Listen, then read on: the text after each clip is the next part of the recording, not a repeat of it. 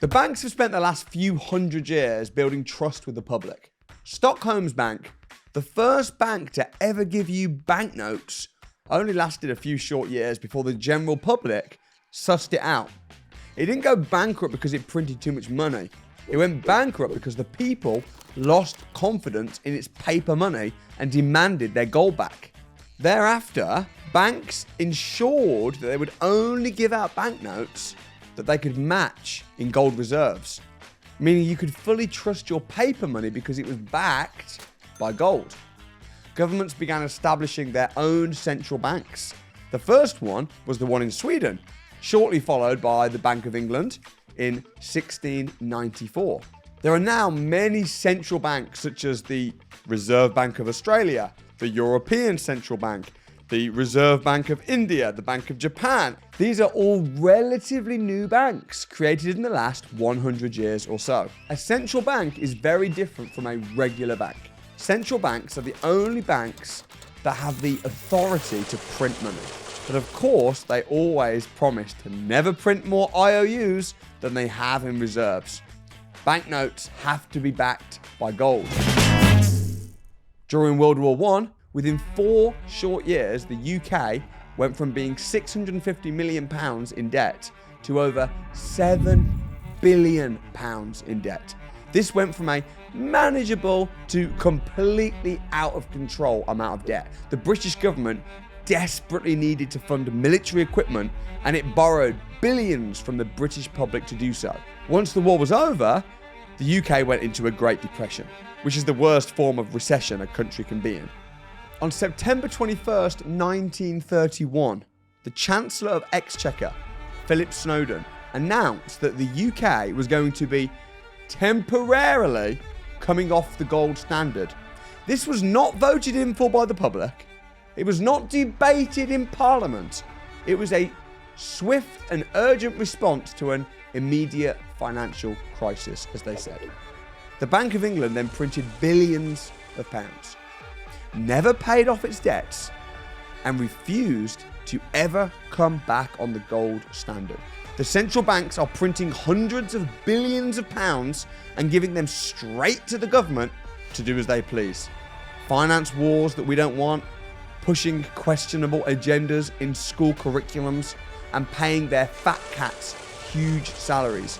We pay an absurd amount of money to the government in taxes, but they still continue to print more and more money. Just because you're in a huge amount of debt like the government are, it doesn't mean that you're in a weak position. The reason they print money is not to pay off the debt, but to make the debt smaller as they decrease the value of money. Let me explain. The more money that is printed, the less value that it has. If £20 can buy you a full tank of petrol, when they print billions of pounds worth of money, suddenly your £20 will only get you a half tank of petrol.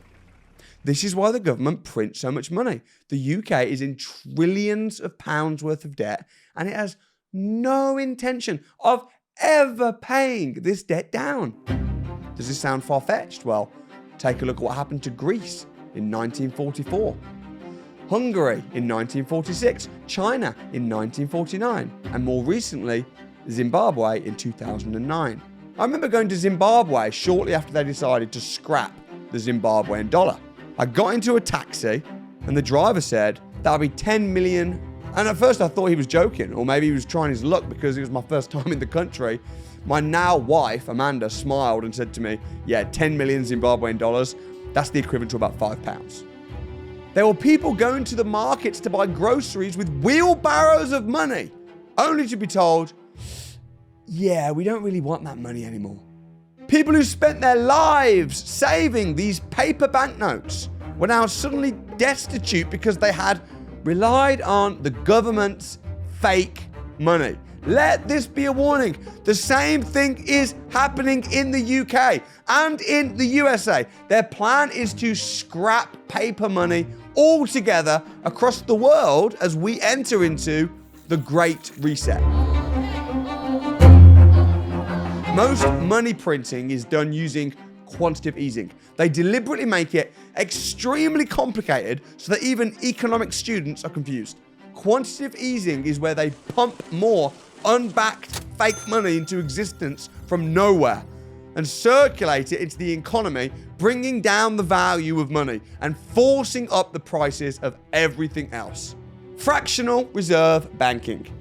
Standard bank protocol is to invest 90% and keep just 10% in reserves, just in case. One day I remember logging into my online banking, just staring at my £1.9 million bank balance. It was surreal. Is this really what I'd worked so hard for? I walked into the bank nervously because I knew that what I was about to do was going to cause a stir. Please, could I make a withdrawal? The lovely lady at the bank replied, of course you can. How much do you need? 1.9 million, please. And she gasped and said, let me go and find out. Then a more senior lady eventually invited me to go and have a chat in the back. She looked at me dead serious and said, we don't have it. And in that moment, the penny for me just dropped. She was serious. They don't have it. Fake loans. When I was 18 years old, I viewed a small terraced house in the West Midlands that would make a perfect property investment. The agent said I just needed to provide £13,000 proof of funds and they would take the property off the market. The house I'd secured would be making far more than 10% return on investment, so it made sense for me to get a loan to buy it. I excitedly rushed to my bank following the optimistic conversation with my brother and asked to speak to somebody regarding a loan application. They treated me very respectfully and promptly sat me down with a gentleman in charge of giving out bank loans. I told him that my credit was good. I just needed £13,000. I'd naively prepared a visual presentation, but the man didn't want to see anything. He just seemed ready for business. He said, what's the loan for, please? I said, it's for a property investment. The man looked disappointed, as though he'd just lost a sale.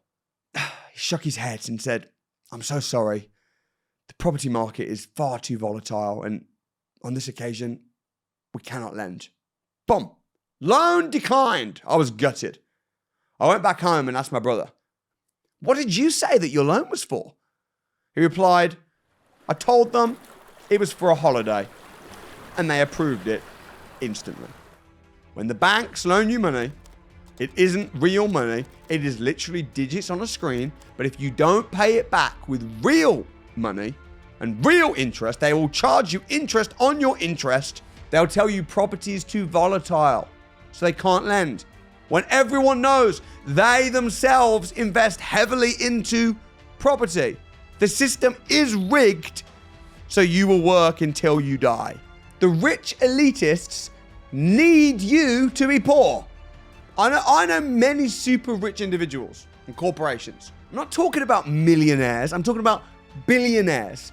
Most of them aren't bad people. However, they don't want you to be rich. And the reason for this is simple. They need workers. If everybody was a millionaire, it'd be extremely difficult to find good employees. The poorer you are, the harder you'll work. And they'll pay you just enough for you to not leave. Just enough for you to give up on your dreams. I know many super rich individuals who encourage their workers to make poor financial decisions on purpose in order that they'll need the job even more and will be forced to work longer hours. And whilst this is disgraceful, I am even guilty of similar elitist behavior of this trap myself. Nobody's perfect and human nature can be wicked. I'll give you an example. I'm wealthy and I'm a strong believer in building a personal brand. And I document many aspects of my business life on YouTube. And I was doing a social experiment on YouTube with a poor man. I decided to live in his house and work with him on his new business to enable him to become rich. I was having to use all the tricks I'd learned from when I started out in business myself because this man had zero money. In fact, he was in bad debt and had recently been made redundant. Whilst I was working with him, my videographer, one of my employees, captured everything and made it into a powerful documentary. This documentary got millions of views and attracted thousands of new investors to my database. However, there was a problem. Upon completing the documentary, my videographer, my employee, who'd been there, who'd seen it and filmed it, requested a week off to go on holiday. She wasn't really going on holiday. She wanted to reenact the exact strategies that we had just filmed. And I suspected she'd be doing this. And I was unhappy about it, as it had taken me a long time to find her, and she was a great videographer. And within a month, she sent me a letter of resignation. It said, "Dear Samuel, thank you so much for the opportunity to be your videographer. I've very recently built up a small property portfolio that is making me a passive income that is considerably more than the full-time salary that I currently receive as a videographer." And upon reading the letter, I was pretty furious. After all, I don't pay people a salary to teach them all my secrets of becoming wealthy. She should have been concentrating on her job and preparing for the next documentary rather than leaving me in the lurch and using my strategies as the reason to leave. This was outrageous. The truth is, she'd done absolutely nothing wrong. She didn't join the company with ulterior motives, but she'd have been mad not to implement the knowledge she'd learned on the job.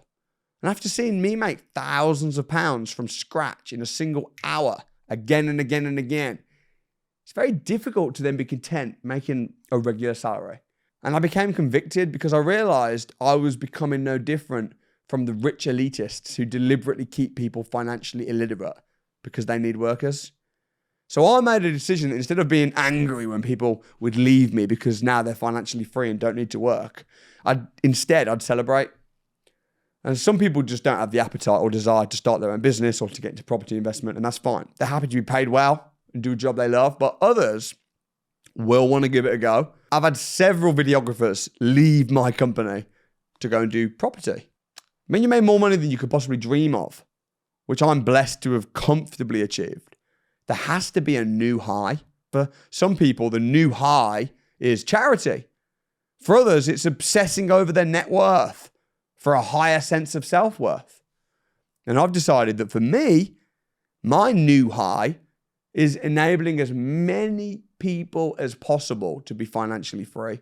My personal goal is to help more people become financially free across the planet than any human has ever done before in history.